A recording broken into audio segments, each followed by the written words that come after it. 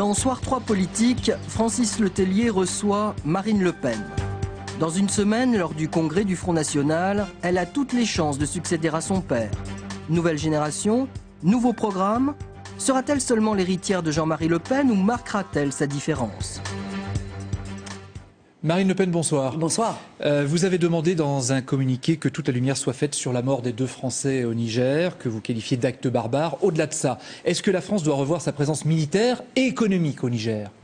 Non, je ne le crois pas, parce que ça voudrait dire céder à ce qui est devenu, comme l'a dit très bien d'ailleurs votre invité précédent, une véritable industrie criminelle des enlèvements, et notamment des enlèvements de Français au travers du monde. En revanche, il y a peut-être à envisager la possibilité, au moins sur des sites, des entreprises françaises qui sont présentes dans ces pays, et en collaboration bien sûr, et avec l'autorisation des autorités nationales, la possibilité que nos ressortissants soient protégés par des forces armées, notamment sur les sites industriels qui sont ceux des entreprises françaises. Y compris des forces armées françaises ? Y compris mais des forces armées françaises. C'est ce que font, je vous le signale tout de même, un certain nombre de pays anglo-saxons qui, lorsqu'ils ont des entreprises qui sont dans des pays à risque, eh bien, au sein de l'entreprise, les protègent avec, effectivement, des hommes armés. On va venir maintenant aux enjeux de l'année 2011. On commence l'année, une année qui a commencé par une polémique il y a quelques jours sur les 35 heures. Alors la question, c'est de savoir s'il faut ou non les supprimer. Qu'est-ce que vous en pensez, vous ? Je crois que c'est un débat d'enfumage, parce qu'en réalité, le vrai sujet, c'est que le gouvernement est dans l'incapacité de créer de l'emploi dans notre pays. Sauf que c'est pas le gouvernement qui a lancé la polémique. Non mais d'accord, mais oui, mais enfin, en réalité, M. Copé est tout à fait d'accord pour cela, et M. Valls et M. Copé se rejoignent sur la suppression des 35 heures. On vient de passer 4 millions officiels de chômeurs.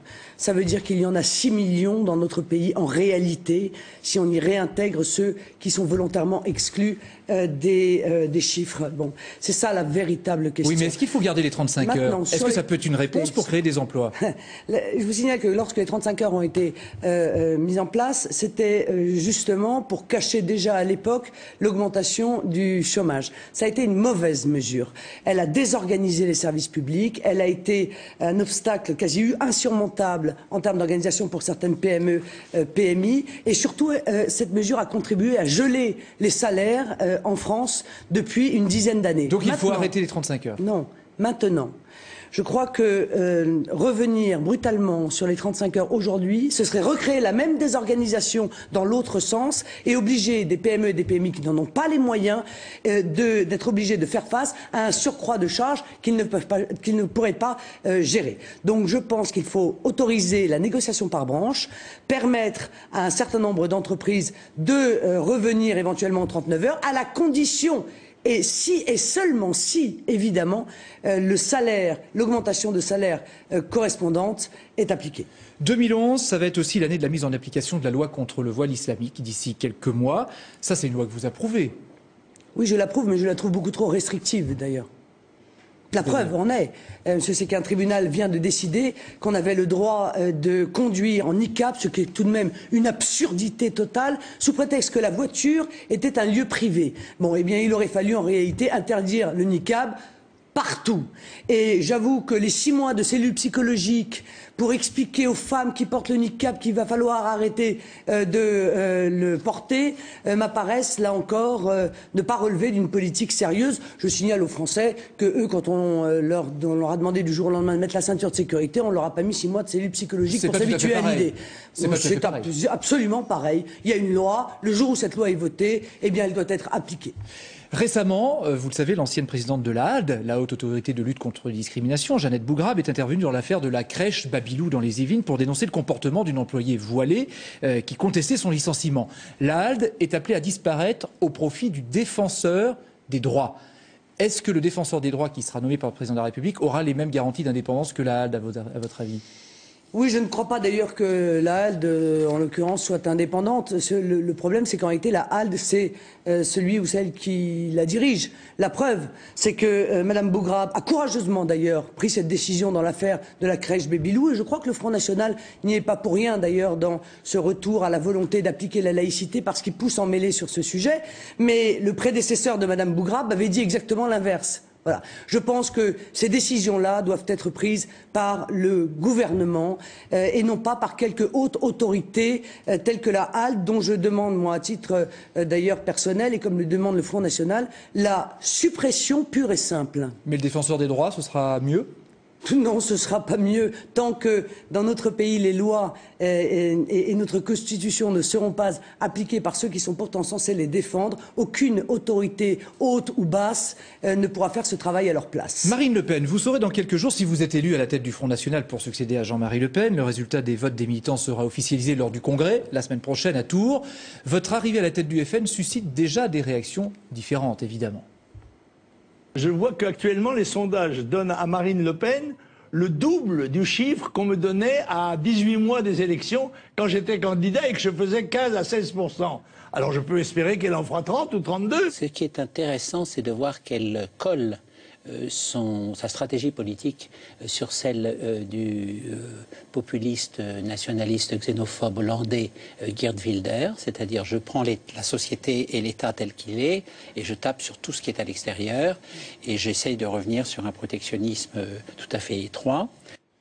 Marine Le Pen, bon, Jean-Marie Le Pen vous attend, c'est clair. Frédéric Mitterrand vous taxe de nationaliste populiste. À l'exemple de ce qui se fait dans les autres pays européens, est-ce que vous rejetez cette comparaison ou est-ce que vous l'acceptez au contraire ? Enfin, en l'occurrence, ce que dit M. Mitterrand n'est pas juste, mais ce n'est pas la première fois que M. Mitterrand se trompe. Puisque M. Wilders est lancé de manière très claire, et c'est son droit d'ailleurs, mais dans une bataille contre l'islam. Moi, je ne combats pas une religion. Je combats tout ce qui peut constituer un État dans l'État. Et je crois qu'en cela, je suis dans la droite ligne de tous ceux qui ont fait de notre pays ce qu'il est. Alors avec Patrice Machuré du service politique de France 3 qui va nous rejoindre, nous allons parler de 2012, qui vous intéresse aussi évidemment. Vous ne serez pas la seule candidate, Patrice, parce qu'il va y avoir de la concurrence. Hein.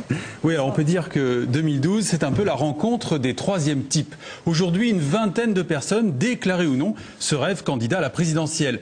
De vous, Marine Le Pen, à Jean-Luc Mélenchon, de Bayrou à Morin, de Villepin à Boutin, de Hulot à Joly, de Royal à Chevènement, et j'en passe, du jamais vu. Le personnel politique semble totalement décomplexé. Il faut prendre l'Élysée et vite. Alors, cette conquête n'est plus une longue marche vers le pouvoir, expression signée Pierre Jox ce matin dans le JDD à propos de François Mitterrand, un rappel à destination des nombreux postulants socialistes à l'investiture. De Valls à Montebourg, tous s'estiment légitimes et crédible, même si la course aux primaires socialistes devient une course à l'échalote, une histoire de cuisine interne qui risque de tourner vinaigre. Alors, pour le PS et les autres, la sélection sera faite dans les mois qui viennent et il est probable qu'au final, une douzaine de candidats seront en lice, comme en 2007, ils étaient même précisément 12. Alors, mais cette pré-campagne risque de laisser un goût amer, ce sentiment que la magistrature suprême est ouverte à tous, se résumant à une bagarre d'ego sans vrai projet de fond. En somme, une foire à la brocante.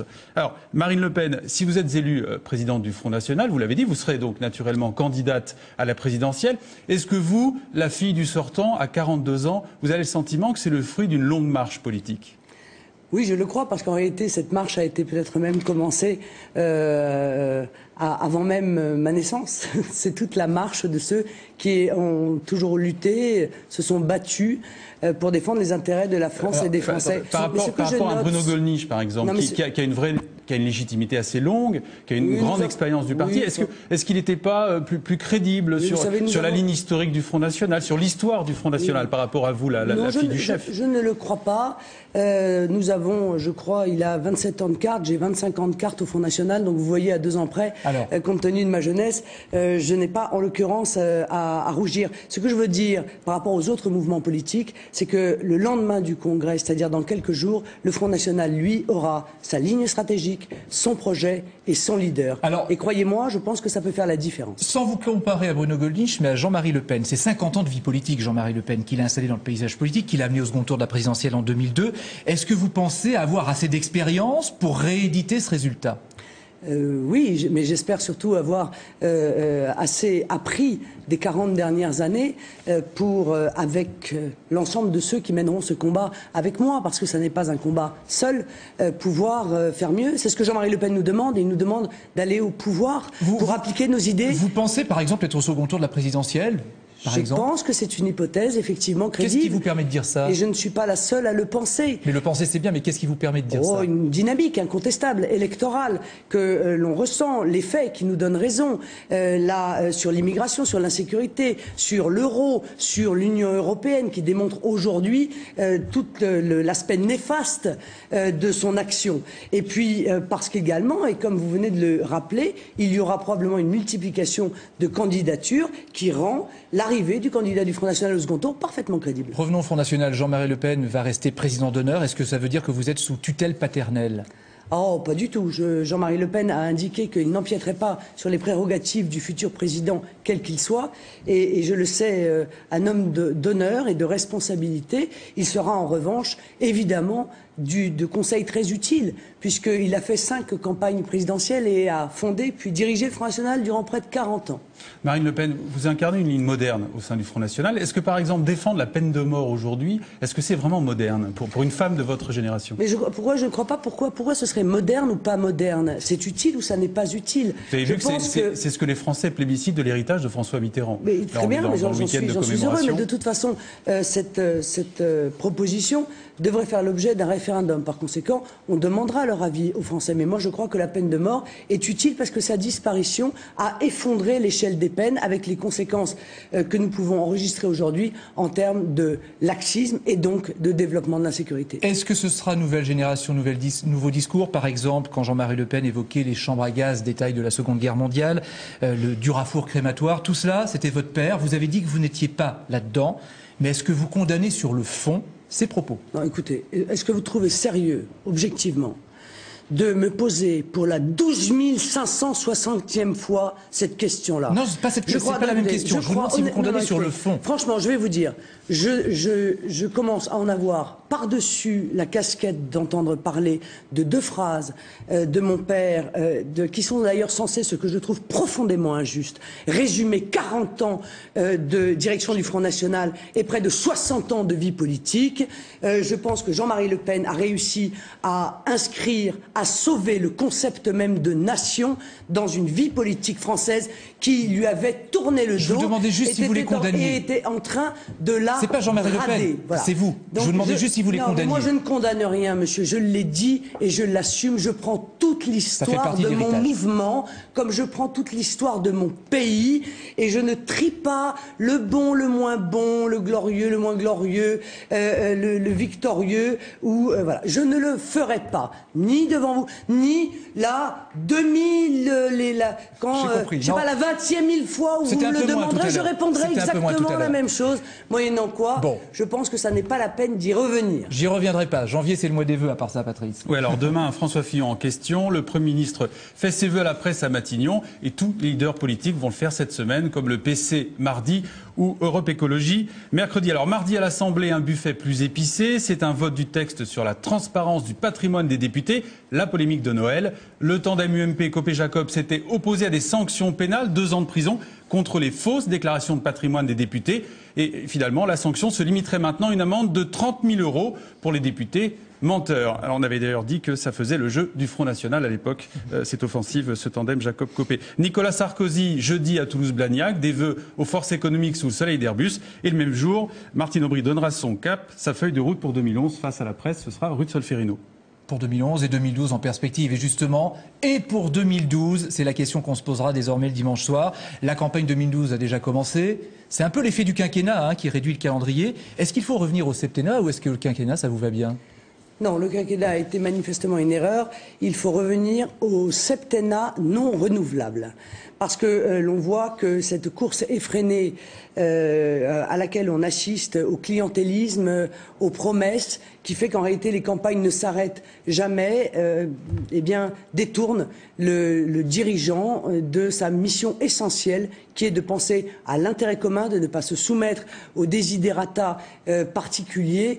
Je crois très sincèrement que ça a été véritablement un des éléments d'effondrement, en quelque sorte, de notre activité, de notre fonctionnement politique. Merci beaucoup Marine Le Pen d'avoir accepté notre invitation ce soir dans Soir 3 Politique, le premier de l'année 2011. Vous pourrez retrouver Soir 3 Politique dans quelques minutes sur le site france3.fr.